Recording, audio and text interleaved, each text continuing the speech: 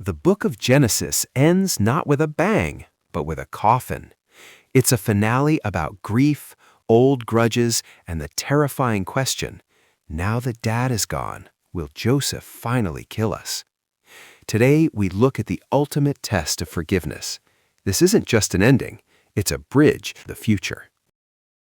Jacob's death brings the nation to a standstill. 40 days for embalming, 70 days of public mourning.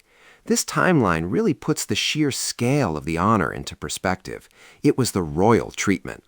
This wasn't just a family funeral, it was a state event. Joseph commanded immense respect, and all of Egypt stopped to grieve with him. Joseph leads a massive entourage to Canaan, chariots, dignitaries, and soldiers. This wasn't a quiet family road trip, it was a projection of imperial power. The locals were so stunned by the grief of the Egyptians that they renamed the very ground Abel Mizraim, the mourning of Egypt. The world watched as they honored the patriarch. They laid Jacob to rest in the cave of Machpelah, fulfilling the oath. The duty is done. But as the convoy turns back toward Egypt, the atmosphere shifts. The protection of the father is gone, and in the silence of the return journey, old fears begin to bubble up. The buffer between the brothers and Joseph has vanished. Back in Egypt, panic sets in. The brothers are terrified. In their minds, Jacob's death just removed the last barrier to Joseph's inevitable revenge. They assume Joseph was only playing nice for Dad's sake.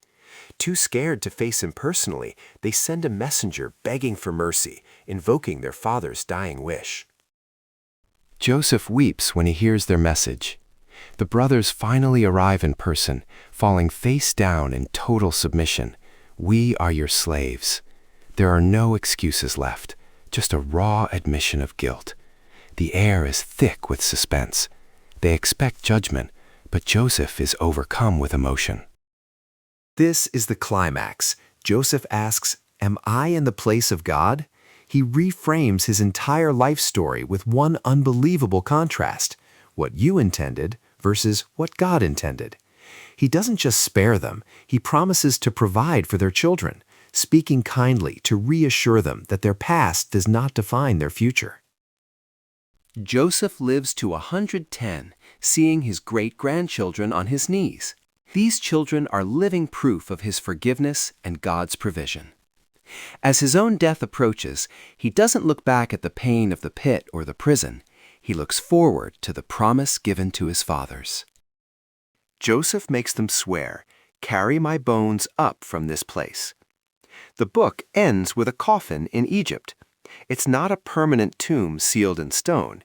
It's a temporary container pointing toward a journey still to come. It isn't a period, it's a comma waiting for the Exodus. All right, we've reached the end of Genesis. It leaves us with a thought. This is an ending that is in fact just a beginning in disguise. Now, before you go, let me leave you with two questions to sit with. First, Joseph refused to play God, even when he had the power to punish. Where in your life are you trying to sit in God's seat regarding judgment or revenge? Second, Joseph's coffin was a sign of hope for a future journey. What unfinished business in your life is actually a seed for a future promise? Take a moment, breathe, let them sink in.